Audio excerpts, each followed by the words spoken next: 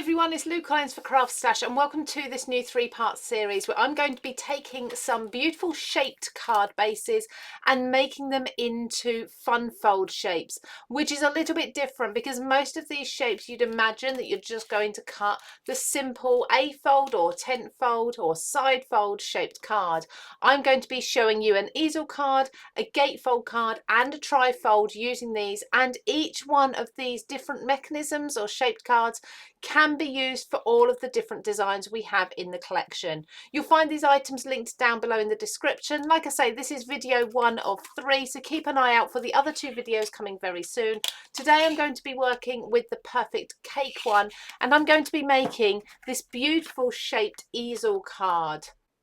So let's jump straight into the tutorial. So the special part about these dies is that the outer shape, the main shape for each one, doesn't have a complete cutting edge. On one of the edges you'll find there's actually a scoring tool. This allows you to quite simply make yourself a card base. It's really quick and easy, so you can take the average card base, cut this into the front of it. It will leave your score line intact, your fold intact in part of the card, and the rest will be shaped, which is beautiful. But I'm going to make some true shaped cards today, and I'm going to make them into different styles of cards. So this one is going to be an easel card. So that means that I'm going to have the front of it lift up and stand on the bottom, which is going to be perfect for a tiered birthday cake or even a wedding cake, which is kind of where I'm going to be going with this one, because it doesn't have to be for birthday. Now I think 3 tiers is perfect for a wedding cake. I've got a beautiful pearlescent cardstock as well that I'm using, and I'm going to cut 3 of these. Now, as I say, the way you are intended to use them is to cut them into a pre-made card base, and that's why that score line's there. So I am going to have to manually cut this little score line on each of the layers.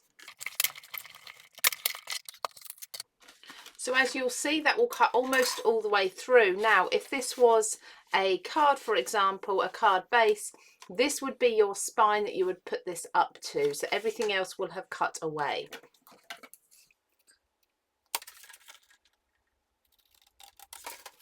Just a quick snip down the bottom and I've got my first shape. Now I just need to repeat this twice more.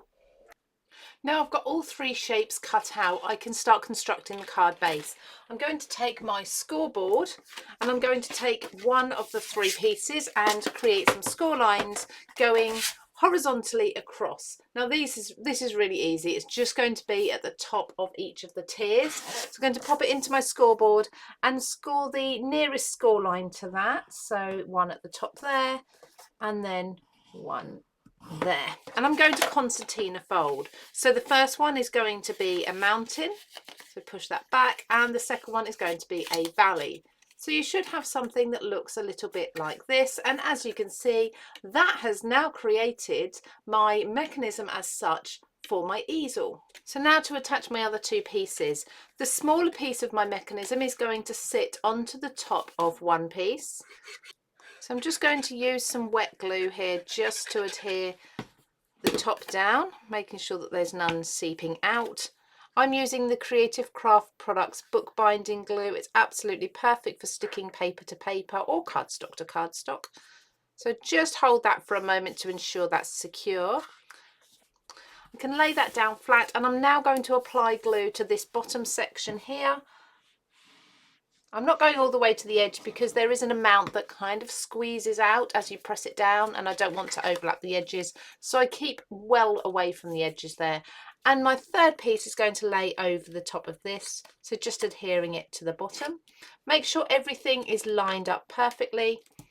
Hold those while they dry, and then once they're dry you can lift up to see your mechanism. Bring your wedding cake or birthday cake up, and as you can see now the mechanism is all hidden, perfectly sized behind the card, so you can't see anything, and you've not had to cut any additional shapes or measure tabs or anything like this. So now I can add my decoration. So first I've cut the icing strips, 4 of them, so 2 of the longer ones from a pale pink blush cardstock, and I'm inking these with saltwater taffy. This is going just on the top edge of each of the icings. Now this is just going to give it a really nice sort of dimension, a bit of a shadow as well. You could go with another strip of like bright red cardstock to signify sort of jam if you wanted to. You could make the base brown and then have jam and cream coming out of the tears. You can really play with this. These shapes also are fantastic for Halloween time, to look like slime drips, blood drips, something like that, if you want to reuse them for that. Then with the cake base, with the ivory, I'm actually taking a brown, so this is frayed burlap in the Distress Oxide range. With my blending brush, I'm just going around the edges to give the shape a bit more dimension, that cake, to sort of round off the edges, give it a bit of a shadow. Then I'm using my blending mat as a bit of a mask, just to give shape or shading again to the tears too.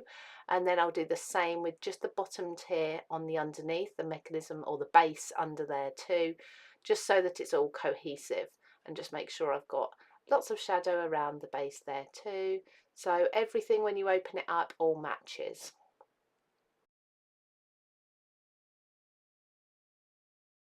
So with these icing strips, I'm going to be adhering them onto my cake, all 4 of them, with foam tape. So you could use foam tape, you could use adhesive sheets that we have available at CraftStash.